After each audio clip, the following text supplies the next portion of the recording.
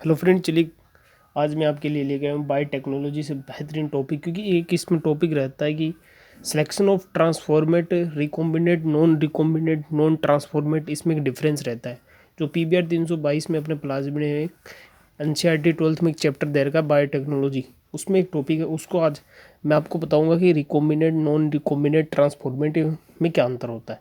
तो चलिए टॉपिक को स्टार्ट करते हैं। आपने टॉपिक है selection of ट्रांसफॉर्मेट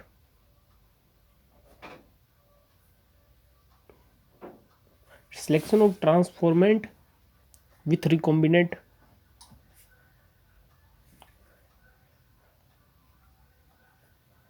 with recombinant with recombinant cell। आज का अपना ये टॉपिक है। तो आपको पता है कि मान लीजिए अपने पास कोई DNA है, ये अपने पास कोई DNA है और इस DNA में मान लीजिए अब ये कोई डिजायर्ड जीन है अपने पास, ये अपनी कोई डिजायर्ड जीन है। तो अपन चाहते हैं कि इसकी अच्छी कॉपी बनाई जाए और आगे GMO जो जेनेटिकली मॉडिफाइड ऑर्गेनिज्म है उसमें इसको ट्रांसफ़र किया जाए, जिससे बेहतर प्रोटीन कुछ बना सके। तो इसके लिए आपको पता है कि अपने को इसको ट्रांसफ़र करना होगा।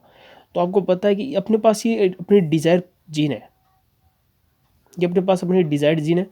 तो इसको अपने को यहाँ से सिलेक्ट करके इस किसी प्लाज्मिड में वेक्टर में डाल के उसका क्लोन करा के अपने को इसकी एप्लीफिकेशन करा के अपने को इसकी लार्ज अमाउंट में प्रोटीन बनानी है।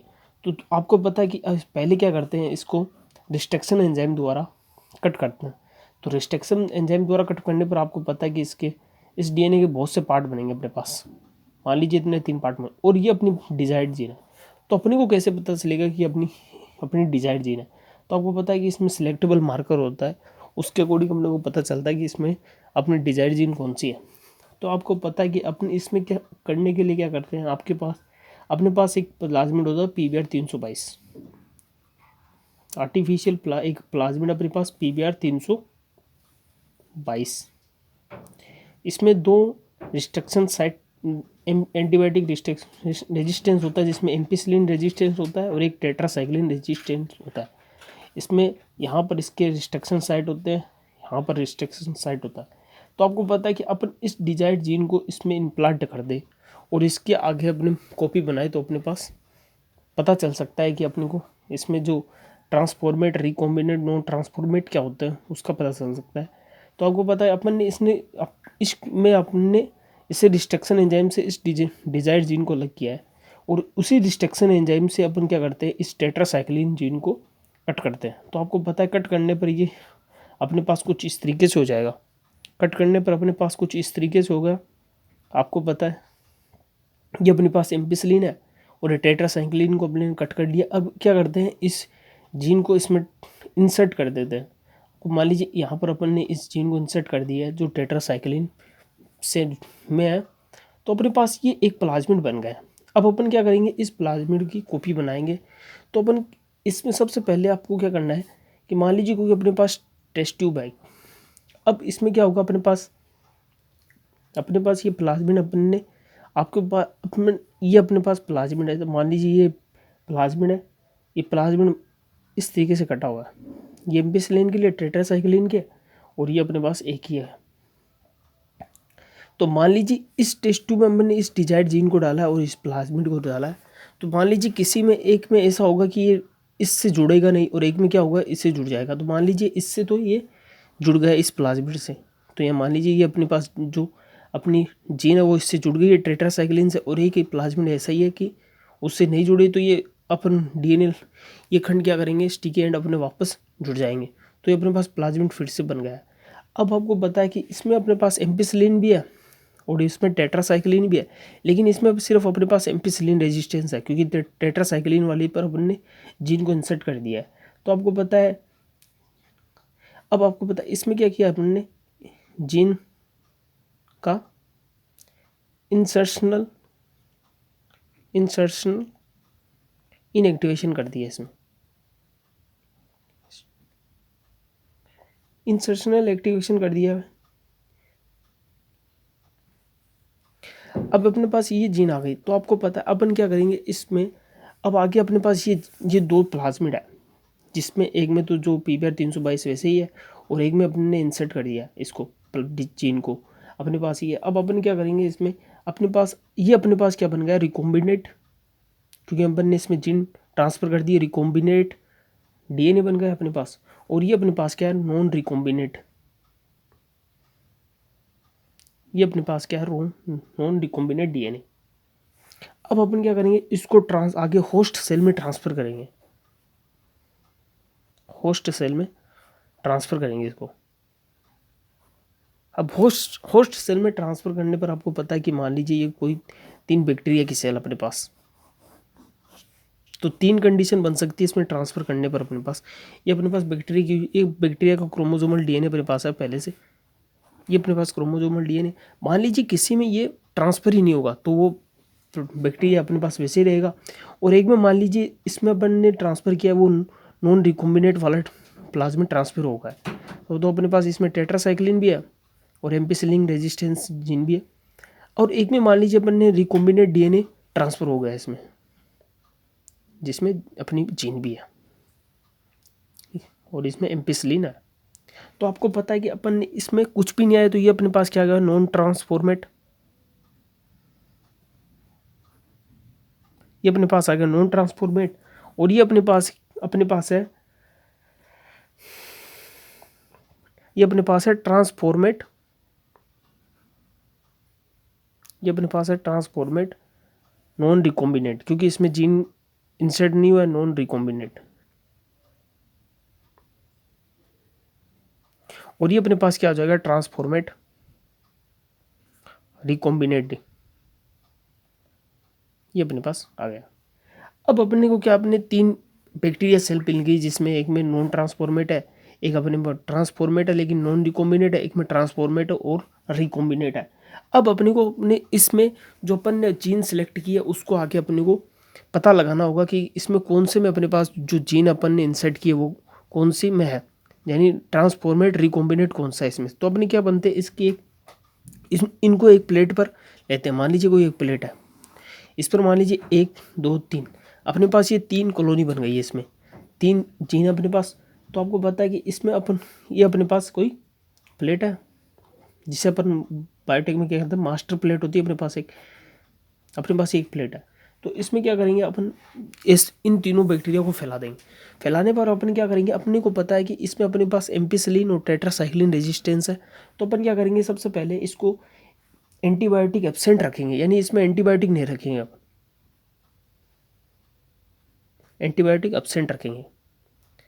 एंटीबायोटिक एब्सेंट रखने पर आपको पता है कि ये तीनों इसमें ग्रोथ कर सकते हैं, इसमें ये तीनों रहेंगे, तो आपको पता है कि तीनों में कोई दिक्कत नहीं है। अब आगे क्या करेंगे, इस अपन रेप्लिका बनाएंगे इसकी। मान लीजिए अपने इसकी 2 रेप्लिका बना ली ऐसे। अब इसमें अपन ने 2 रेप्लिका बनानी है, आपको पता है कि इसके अपन ने क्या बनाई है, रेप्लिका बनाई है। अब इस रेप्लिका में क्या करेंगे, मान लीजिए अपने पास वही 3 है। अब इसमें क्या करना, अपने को अलग अलग मीडियम में इसको ग्रोथ कराना है। आपको पता है कि पहले अपन क्या करते हैं, इसमें एम्पिसिलिन एंटीबायोटिक के माध्यम में इसको ग्रोथ कराते हैं। एम्पिसिलिन एंटीबायोटिक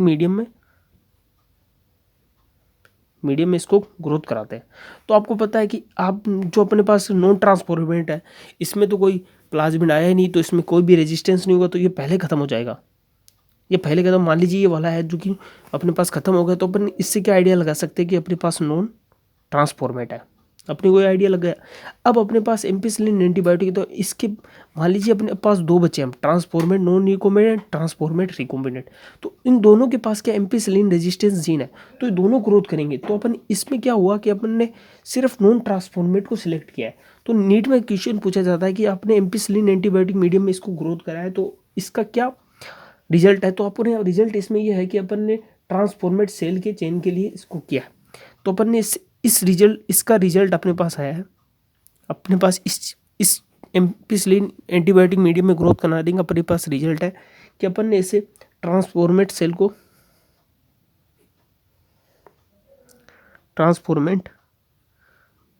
को सिलेक्ट किया अपने इसमें, क्योंकि अपने पास ये ट्रांसफॉर्मेट नहीं थी तो इससे अपने हटा दिया क्योंकि नॉन ट्रांसफॉर्मेट है। अब क्या करेंगे, अपने को इसमें पता लगाना है कि अपन ने जो जीन प्लाज्मिड में डाला है वो किस में है। तो अपने पास ये दो है। अब इन दोनों में अपने को पता लगाने के लिए अपने क्या करते हैं, इसमें टेट्रासाइक्लिन मीडियम में इसको ग्रोथ कराते हैं। टेट्रासाइक्लिन मीडियम में इसको, एंटीबायोटिक मीडियम में इसको ग्रोथ कराते हैं। अब टेट्रासाइक्लिन मीडियम में ग्रोथ करने पर आपको पता है कि जो अपने पास ट्रांसफॉर्मेट नॉन रिकमेंडेड, इसके पास एम्पिसिलिन और टेट्रासाइक्लिन दोनों की रेजिस्टेंस जीन है। तो ये क्या करेगा, इसमें ग्रोथ करेगा। ये पहले हट गया अपने पास, इसमें ये ग्रोथ करेगा क्योंकि इसके पास टेट्रासाइक्लिन है तो इसमें तो ये ग्रोथ कर रहा है। लेकिन अपने पास जो अपन ने जीन डिजायर्ड जीन को इंसर्ट किया है उसमें इंसर्ट इन एक्टिवेशन के कारण वो जीन निष्क्रिय हो गई है। तो अपने पास अपने को ये पता चल जाएगा इसमें अपन ने जीन ट्रांसफर के कारण अपने पास टेट्रासाइक्लिन खत्म हो गया। तो इसमें क्या है, इसके पास रेजिस्टेंस नहीं है तो ये जीन खत्म हो गई। तो अपन इससे ये आइडिया लगा सकते हैं कि अपने पास जो ये वाली कॉलोनी है अपने पास, ये अपने पास है रिकॉम्बिनेट ट्रांसफॉर्मेट अपने पास है। रिकॉम्बिनेट ट्रांसफॉर्मेट अपने पास ये है। तो इससे अपने को पता चल जाएगा कि इसमें ट्रांसफॉर्मेट, रिकॉम्बिनेट, नॉन ट्रांसफॉर्मेट, रिकॉम्बिनेट क्या है। अब एनसीईआरटी में एक लाइन लिखी हुई है कि इस रेप्लिका के माध्यम से अपन ने जो इस प्रोसेस को किया ये थोड़ा लेंथी प्रोसेस है क्योंकि इसमें रेप्लिका बनाते हैं फिर से, और फिर से टेट्रासाइक्लिन और एम्पिसिलिन माध्यम मीडियम में ग्रोथ कराते हैं। तो इसमें एक कॉम्प्लिकेट आता है। तो अपन इसमें क्या करते हैं कि एक इसके अच्छा सॉल्यूशन के लिए अपन क्या करते हैं, इसको एक क्रोमोजेनिक सब्सटेंस में ग्रोथ कराते हैं जिससे अपन को मान लीजिए कोई कॉलोनी ग्रोथ करे तो वो रंग प्रदर्शित कर दे। तो अपने को पता चल जाएगा कि इसमें कौन सी जो जीन इंसर्ट की है वो है या नहीं, तो वो अपने को पता चल जाता है।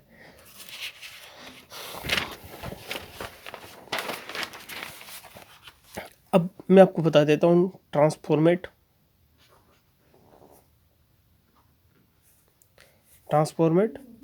अपने पास तीन चीज़ें थी जो कि अपने पास थी।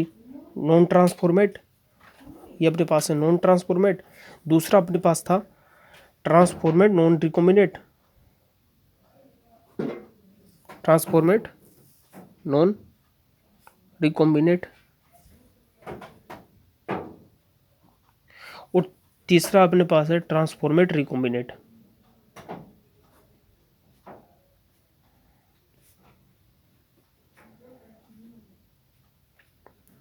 ये तीन वर्ड एनसीईआरटी में दिए हुए हैं जिसको बहुत से स्टूडेंट को डाउट रहता है। मैंने इन तीनों वर्ड्स को आपको एक्सप्लेन किया है कि नॉन ट्रांसफॉर्मेट क्या होता है, ट्रांसफॉर्मेट नॉन रिकॉम्बिनेट क्या होता है, और ट्रांसपोर्ट रिकॉम्बिनेट क्या होता है। इन तीनों में एक मेजर डिफरेंस है जो कि मैंने इस वीडियो में आपको एक्सप्लेन किया है। आई होप आपको वीडियो पसंद आया होगा। अगर वीडियो पसंद आए तो चैनल को लाइक, सब्सक्राइब और कमेंट जरूर करें ताकि न्यू वीडियो आप तक पहुँच सके। Thank you.